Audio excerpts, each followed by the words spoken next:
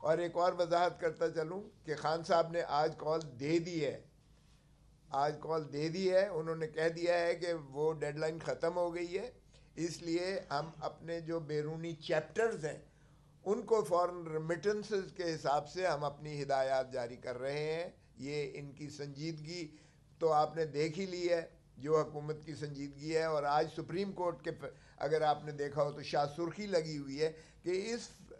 حکومت کو صرف ایک ہی کام ہے کہ ایک پارٹی کو کس طرح سے منہدم کرنا ہے اور ایک پارٹی کے قائد کو کس طرح سے جو ہے پابند سلاسل رکھنا ہے۔ آج شاہ سرخیاں لگی ہوئی ہیں آپ کے سارے اخباروں نے، سپریم کورٹ کی یہ آبزرویشنز ہیں۔ سو یہ فسطائیت والی حکومت جو ہے، ان کو کوئی سروکار نہ عوام سے ہے، نہ ان کو نیگوسیشن کرنا سے ہے سنجیدگی کے ساتھ۔ لیکن خان صاحب نے پوری فراخ دلی کے ساتھ جو ہے یہ کوشش کی اور جائز طور پر کوشش کی، مگر ان کی طرف سے تمسخر اڑایا گیا کہ آج انہوں نے ہماری اس آفر کو شاید کمزوری سمجھا، حالانکہ ہم نے کبھی اپنی یہ مطالبے سے پیچھے نہیں ہٹے، نہ ہٹیں گے کہ عوام کے مینڈیٹ پر جو ڈاکہ ڈالا گیا ہے اس مینڈیٹ کو ریورس کیا جائے، یہ عوام کا حق ہے۔ اور ہمارا دوسرا مطالبہ یہ تھا کہ 26 نومبر اور 9 مئی کے حوالے سے شفاف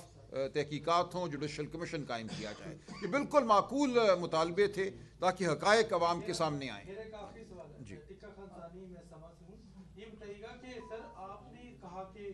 علم نہیں ہے، لطیف کھوسہ صاحب اناؤنس کر رہے ہیں کہ بانی پی ٹی آئی نے نہیں ایک دیکھیے ابھی آج کا دن باقی،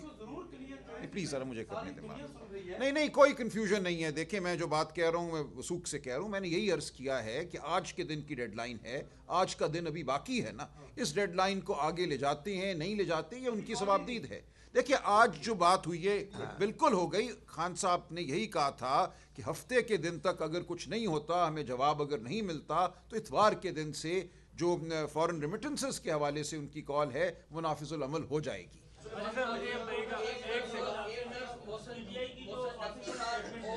مجھے ذرا کرنے دیں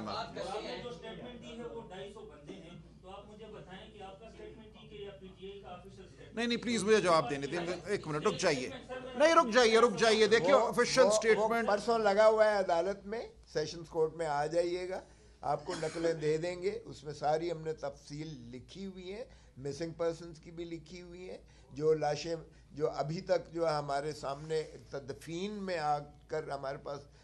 ثبوت موجود ہیں وہ بھی ہم نے بیان کیے ہوئے ہیں، جن لوگوں کو انہوں نے جو ہے زخمی کیا ہے ان کی بھی ہم نے جو ہے وہ فہرست میں دے دیے گئے ہیں، کچھ کریٹیکل تھے، کچھ لاشیں انہوں نے جو ہے ان سے لکھوایا گیا ہے کہ ایکسیڈنٹ میں ماری گئی ہیں، کچھ کو اس انڈرسٹینڈنگ سے دیا گیا ہے، وہ سارا کچھ ہم نے لکھا ہوا ہے، اس لیے کوئی ایسا تصادم یا تضاد نہیں ہے۔ بالکل جو ہے یہ قتل و غارت گری کی۔ مجھے یہ بتائیں آپ یہ کیوں نہیں ان سے پوچھتے کہ بھائی گولی کا آپ کو اختیار کس نے دیا تھا چلانے کا، یہ تو ذرا پوچھ لیں ان سے، وہ تو کہتے ہیں ہم نے گولی چلائی ہی نہیں ہے سرے سے، تو یہ اوپر سے کنکر جو ہے ابابیل نے مارے تھے کہ اتنے لوگ جو ہے زخمی ہوئے اور مرے، اور آپ کی سارے لوگوں نے دیکھا، اور متی اللہ جان نے جو کچھ۔ کھوسہ صاحب ایک طرف محسن نقوی صاحب اور گنڈا پور صاحب کی ملاقات ہوتی ہے، دوسری طرف 25 لوگوں کو سزا سنائی جاتی ہے، اس کے متعلق آپ ذرا بتا دیں کہ وضاحت کر دیں مجھے جواب دینے کہ وزیر اطلاعات نے آپ سے یہ کہا ہے کہ یہ جو 25 لوگوں کو سزا ملی ہے اس کا یہ بانی پی ٹی آئی کا ماسٹر مائنڈ ہے، اس تک پہنچنے کے لیے اب آسانی ہو گئی ہے۔ نہیں دیکھیں ماسٹر مائنڈ انہوں نے یہ نہیں کہا، انہوں نے کہا کہ خان صاحب کو بھی انڈائٹ کیا گیا ہے، تو یہ کہا کہ جب تک ساروں کو سزا انکلوڈنگ ماسٹر مائنڈ نہ ہو، یہ نہیں کہا انہوں نے کہ ہم یہ خان صاحب کو ماسٹر مائنڈ ہیں یا ان کو میں عرض کرتا ہوں دیکھیں اگر وہ ایسا کریں گے، دیکھیں میں نے پہلے عرض کیا کہ بظاہر ہمیں یہی خدشہ تھا کہ یہ کرنا چاہتے ہیں کا انہوں نے تذکرہ کیا، تو میں نے گزارش کی نا اگر یہ ایسا کریں گے تو یہ ایک سانحہ ہوگا جس کو نہ اقوام عالم قبول کرے گی نہ پاکستان کی عوام قبول کرے گی، یہ ایک مذاق ہوگا۔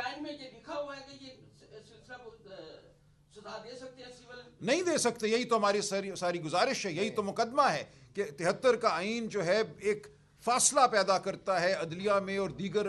اداروں میں، جہاں ملٹری کورٹ بیٹھتی ہے وہاں ایک حاضر سروس افسر جو ہے جو کہ ماتحت ایک ملازم ہے منسٹری آف ڈیفنس کا، وہ بیٹھتا ہے وہاں بطور جج۔ کیسے ایک ماتحت ملازم منسٹری آف ڈیفنس کا بیٹھ کر جج کا عہدہ سنبھال سکتا ہے؟ یہی تو بنیادی آئینی مقدمہ ہے جس پہ 5 جج صاحبان ہمارے سے اتفاق کر چکے ہیں.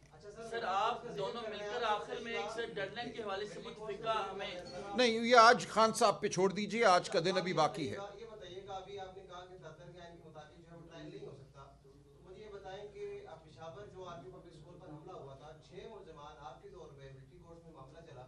اس بیانیے کو آپ کس طرح سے یہ میں نے عرض کیا نا، وہ ایک یہ بھی بتائیں کہ وہ معاملہ اس عدالت دہشت گردی عدالت میں نہیں چلنا چاہیے تھا؟ جی میں نے عرض کیا نا کہ اس وقت ایک آئینی ترمیم کی گئی تھی، اور وہ جی مجھے عرض کرنے دیں. دیکھیں وہ ترامیم صرف پہلے 2 سال کے لیے ہوئی، پھر اس میں 2 سال کی توسیع کی گئی، تو 4 سال کے عرصے کے لیے آئین میں جواز پیدا کیا گیا تھا ملٹری عدالت کا. میں سمجھتا ہوں میں نے گزارش کی کہ شاید اس وقت بھی یہ ٹھیک نہیں تھا، لیکن وہ ختم ہو چکی ہے ترمیم. اس ترمیم کی ایک مدت تھی، پہلے 2 سال اور پھر مزید 2 سال. وہ 4 سال کا عرصہ ختم ہو چکا ہے. اس وقت آئین میں کوئی جواز باقی نہیں ہے ملٹری ٹرائل کا سویلین کی.